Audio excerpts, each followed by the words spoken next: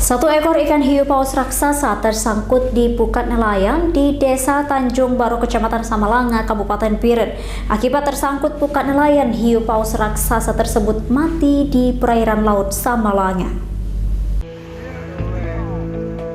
Beginilah saat detik-detik satu ekor ikan hiu paus raksasa masuk ke dalam pukat nelayan sehingga terdampar ke bibir pantai di Provinsi Aceh. Satu ekor ikan hiu paus raksasa terjebak di dalam pukat nelayan di Desa Tanjung Baru, Kecamatan Samalanga, Kabupaten Biren, Senin 29 Mei 2023 kemarin.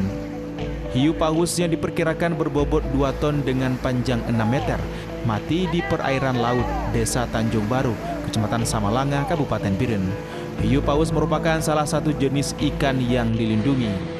Karena bobotnya yang berat, warga nelayan tidak sanggup menarik ke darat. Akhirnya warga berinisiatif memotong sebagian hiu tersebut dan diangkut ke darat untuk ditanam di tepi pantai.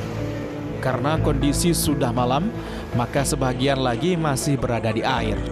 Sebelum menguburkan yang separuhnya, pihak nelayan telah berkonsultasi dengan Polsek dan Babin Kamtibmas setempat. Rencana proses evakuasi ke darat dan penguburan dilakukan dengan cara bergotong royong.